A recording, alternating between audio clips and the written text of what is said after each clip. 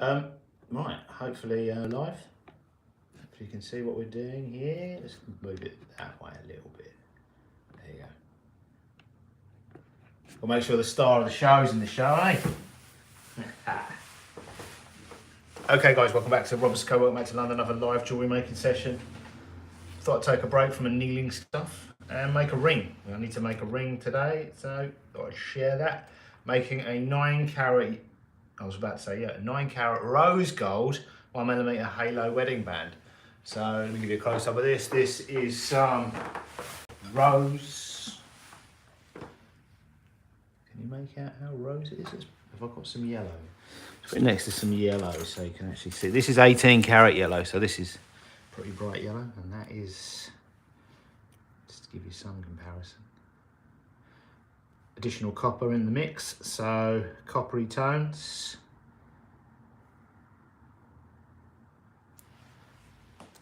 That's what we're making. Not as, is it not as, no, yellow gold. I've been through periods throughout my career in jewelry trade. There was a period where white gold was really popular. It still is really popular, but I think yellow gold is probably, originally yellow gold was obviously the most popular. Then white gold came in, and probably there was a period where it was the most popular colour gold, but now it's back to yellow. I would say yellow, white at the moment. The most popular is yellow, second place white, third place rose. But it's been popular since the Victorian era, so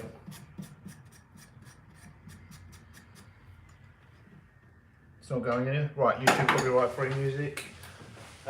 Did I tell you what we're making? Size off.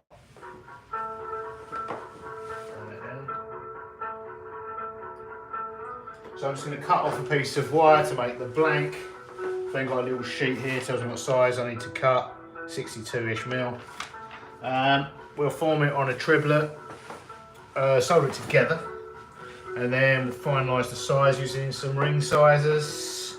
And then it will need polishing, which I won't be doing on the live stream, but we will complete the ring, albeit it will need polishing.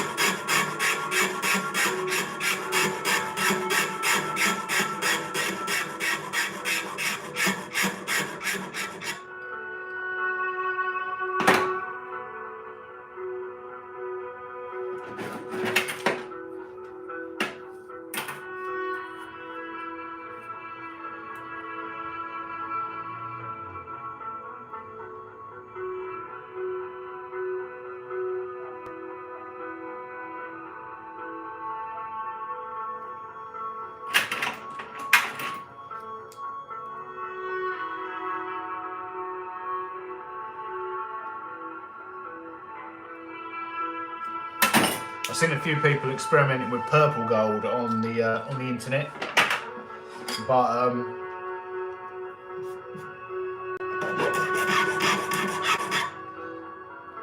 with limited applications really.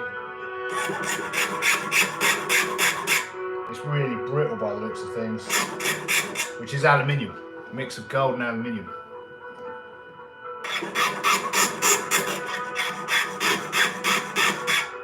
But it appears they really don't want to mix. When they do, you get a really interesting purple colour. It looks cool. I've seen the main use, I think, is people almost setting it like a gemstone, making inlays. People have made finished pieces out of it, but I think the failure rate for just well, there's some, that's what happens when you end up with brittle metal. Cracks. And that's silver. That's human error, that's what that is.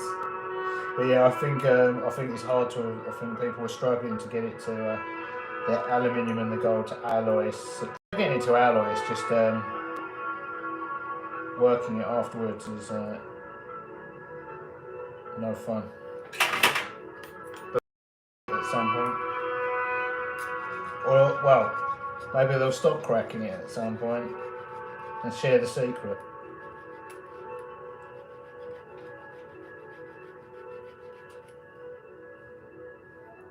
There is green gold as well. You can alloy it to make it look greenish. Not very popular.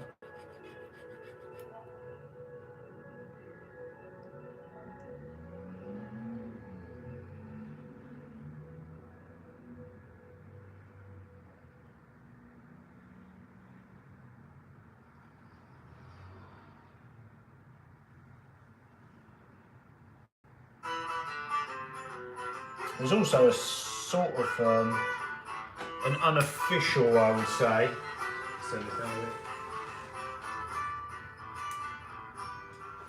distinction between red and rose gold, although they kind of get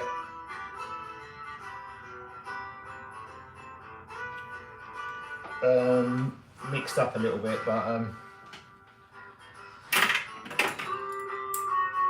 by customers and sellers, you know. So it's not. There's no. I'm not saying.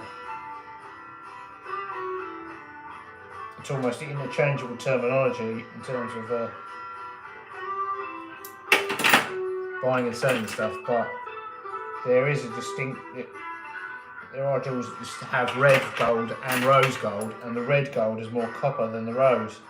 So the rose would be gold, silver, and a mix of gold, silver, and copper.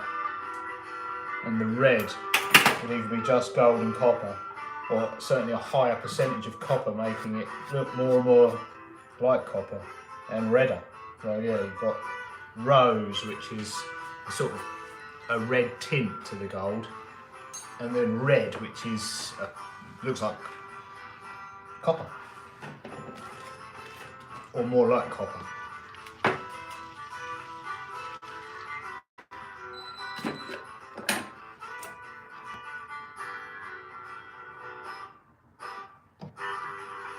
Copper jewellery itself is a thing as well, isn't it?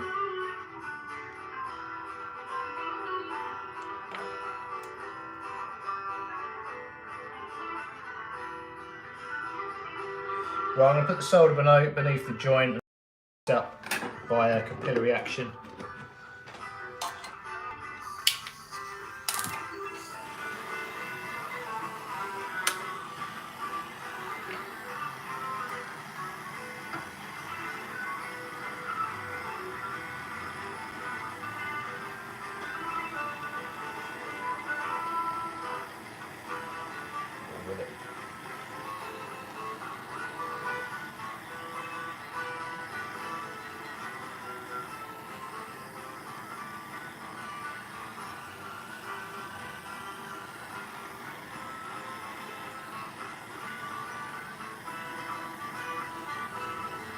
I might need to clean this joint actually. I kind of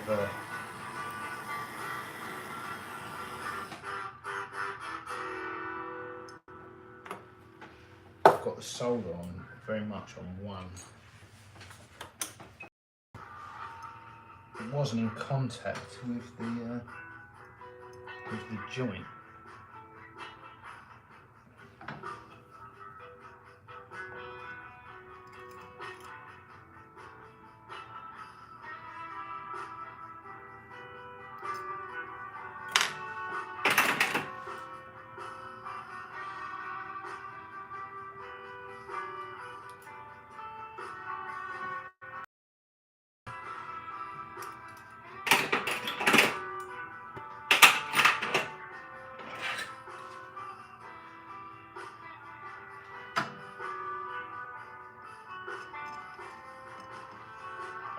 I'm not having much luck with this today. Where did that go?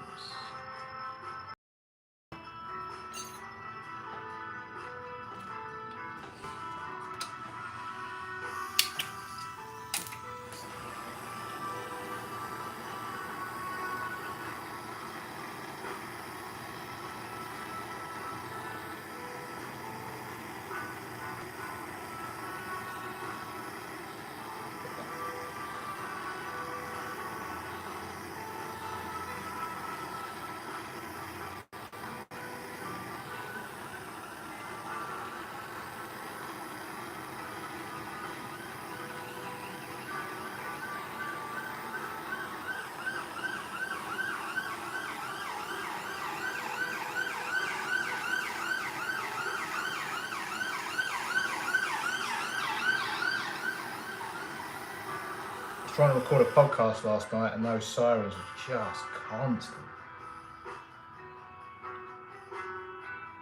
I'm kind of oblivious to them most of the time.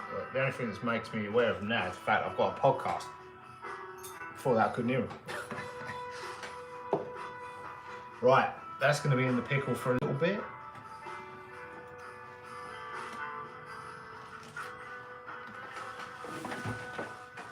What I'm going to do, I want to clean up. If you've been watching my live streams, just for a couple of minutes while the oxides just clean off that, and before we round it off. The last few live streams I've been working on these ingots, and I think I've nailed it. These ones have got some. These are not perfect. I've got some issues in spots, little spots. So I just want to go over and clean up a little bit. But this will be the next live stream. After this one, will be working more on these ingots. We're getting somewhere with them. Getting closer to wire.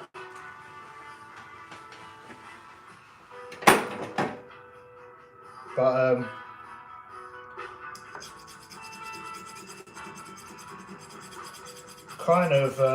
was having some real issues. I was trying to make the silver. Well, no, originally I was not having issues with silver, but then I started having issues with 18 karat, and I adapted the way I was pouring metal and making wire for the 18 karat, and we nailed it. Like, I've got perfect 18 karat gold wire now. But what I started doing inadvertently is I started using the same process I was using for 18 karat for silver, and it started going horribly wrong. And I've never had a problem with silver before, and then I kind of figured out what I was doing. So it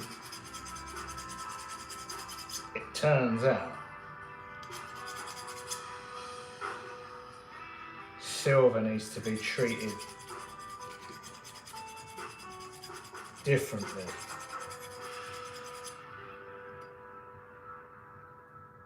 When you're making ingots and wire, the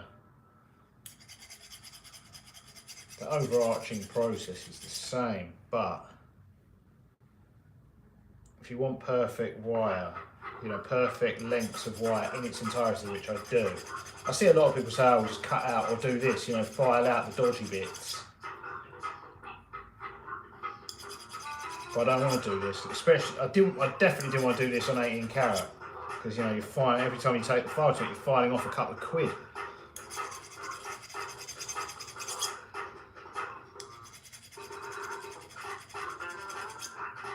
But where I half did this lot the old way, and then I reverted to the new way of doing it, there are some spots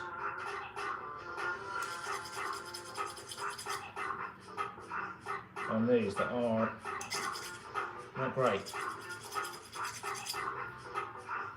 But now I'm removing the spots and making the heat treating it effectively the right way. The problems are not persisting, so I'm actually managing to remove the spots effectively, which if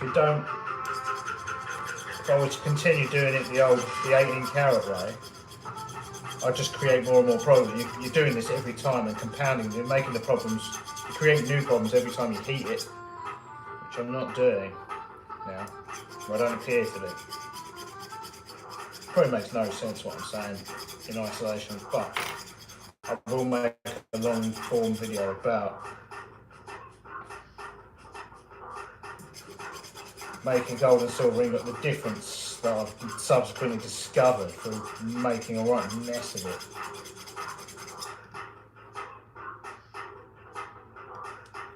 I thought it was peening, and that is important, but it wasn't. Peening is important, but it wasn't the only thing. I'd hoped it was the only thing, but it wasn't, turns out. There was more to it.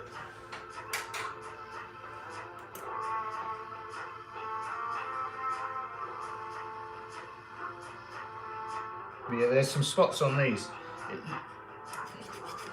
It's almost like porosity, but I think it was spots of brittleness, not caused during the melting and pouring, but actually during the heat, the annealing subsequently.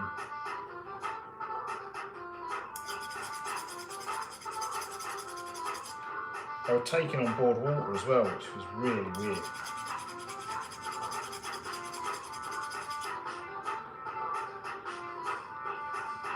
So when I was rolling them out, it was like a sponge almost, rolling out water. The water was coming out of them. Not a lot. Little beads of water was appearing, which you don't want running through your rolling mill. Anyway, these are now going through. These seam. That one's actually fine in. Oh no, there's a little. I felt something there. This one's actually almost got a little mark there. This one's pretty perfect in its entirety. And these are just, these were squared down to, these are going to be 2mm wire. They were squared down to about 2mm, and now I'm putting them through. They've just gone one go, probably just to get them, they're going to be half round, so they were square from the rolling mills. They've gone for on their first pass through the half round rollers, the extension rollers, and they've got a little bit more to go. That's all I use the D-shape extension rollers for, is prepping the wire for draw plates. I don't actually use it as, it doesn't ever, I wouldn't consider it a final D-shape. But I mean, you need, yeah, I know some people do. You end up with quite you end up with quite thick walls. It's just it's just not as precise and controllable as using draw plates. But then I suppose if you haven't got draw plates, but I think you're better off buying draw plates and draw bench before you buy rolling them. But I've made entire videos, quite long ones about on it. Right, let's have a look at this. How are we looking?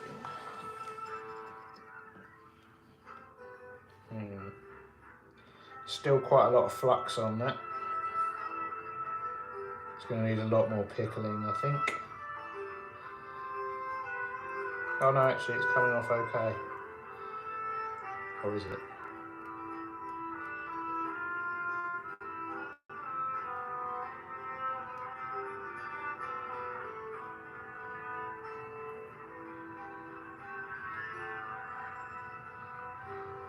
Let's just warm it up.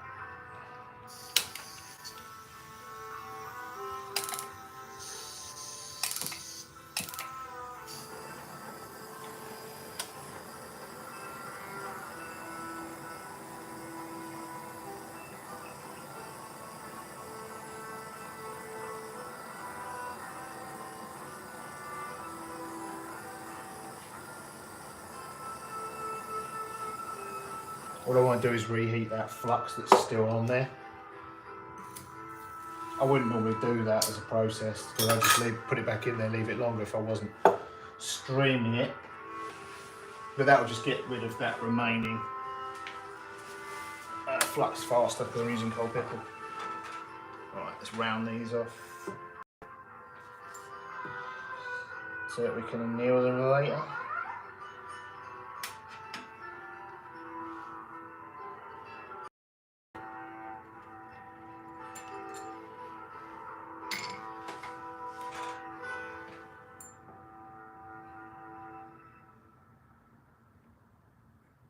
Yeah, although these ingots did not go as planned, they were a bit of a disaster because this is the second time I had to melt them down.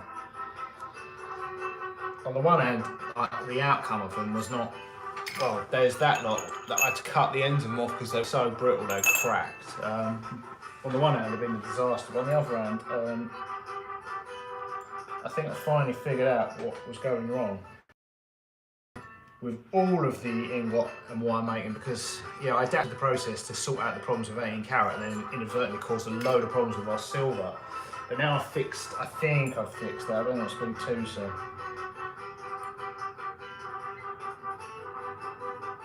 But now I think I've fixed the issues with silver. We should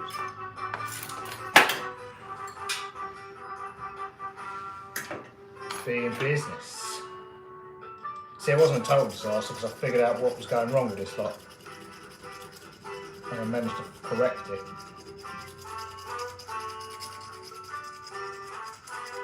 Nothing like learning from your mistakes, eh?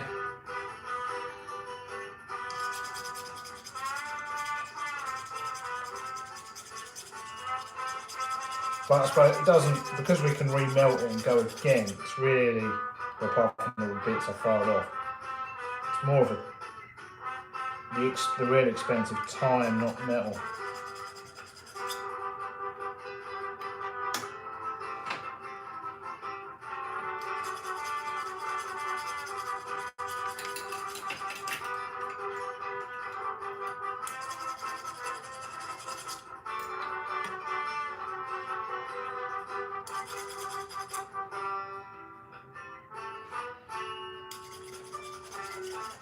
It's always good to have a load of jobs on the go at one point, because otherwise we'll be sat, if you're just doing one thing at a time, like we'll just be sat here waiting for that ring to clean. Whereas if you've got a few things going on, which I've got too many things going on, but if you've got a few things going on,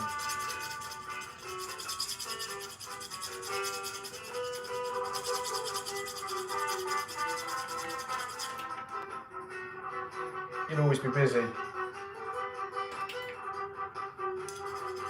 whether you want to be or not.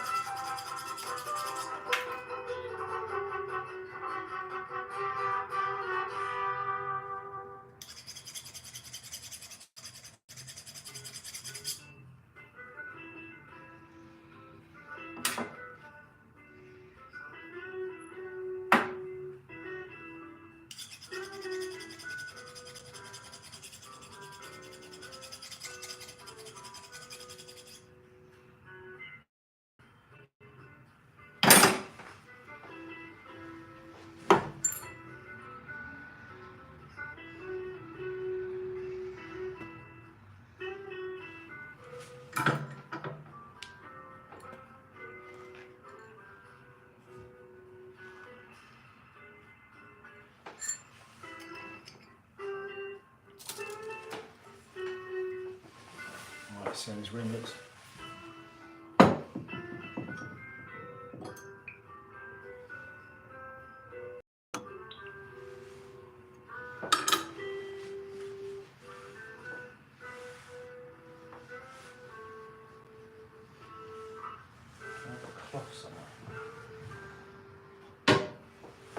Find a cleaning cloth.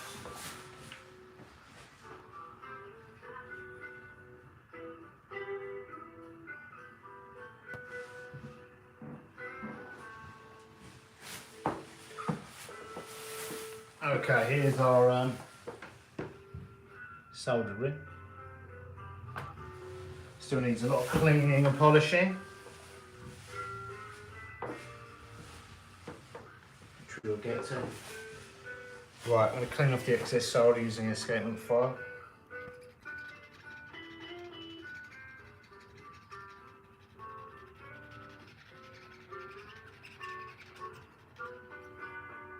Need to make sure you get all the solder off the rose gold jobs as well, because it tends to be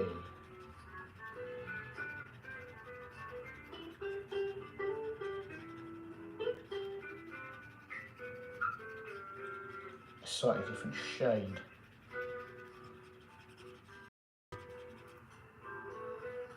If there's a lot of it, if there's a thick layer of it, doesn't look right. I need it to be invisible.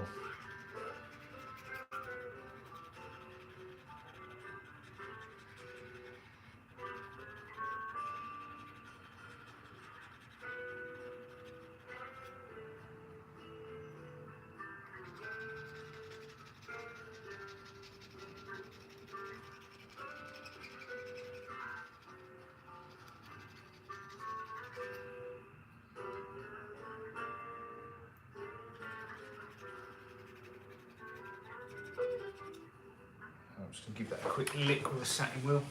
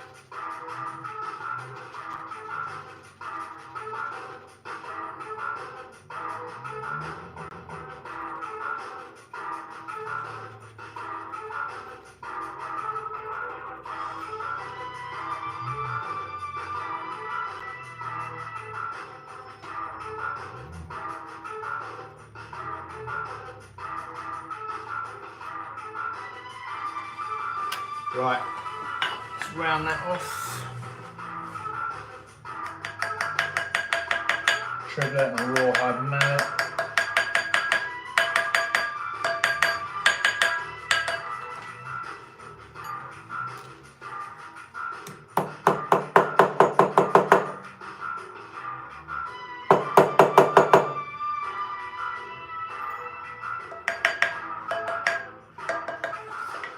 Right, let's see what size we've made.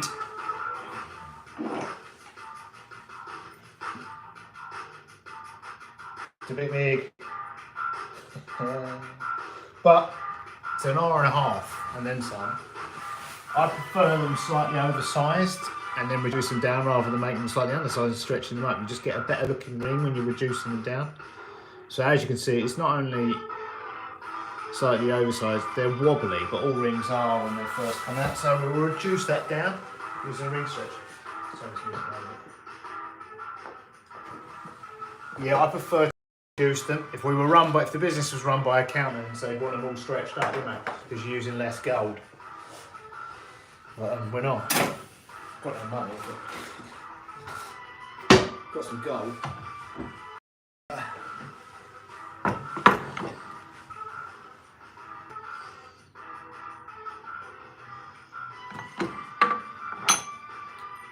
So yeah, these have compression dies. This looks to be slightly between holes.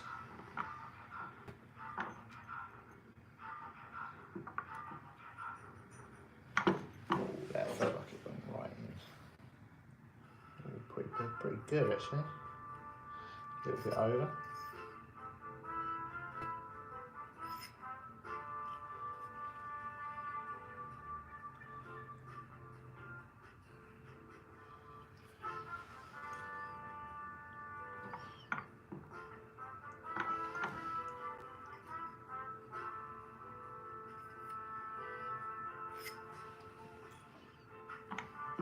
Yeah, compressing it not only makes it the right size, it makes them perfectly flat as well. I also just think they appear slightly rounder than if you're expanding them on the regardless of which, apart from possibly if you put plastic rings over the dies or the sections of the ring stretch, you just get a slightly more even sizing visually.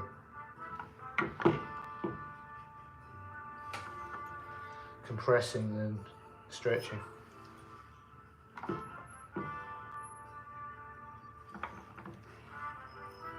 So I just quickly stretched it, oversized the touch, so that we can compress it back down again. So we'll do again.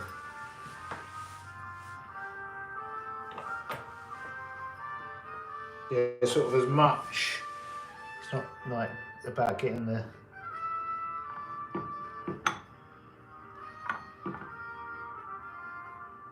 correct finger size, but also aesthetically that it looks perfectly round and flat.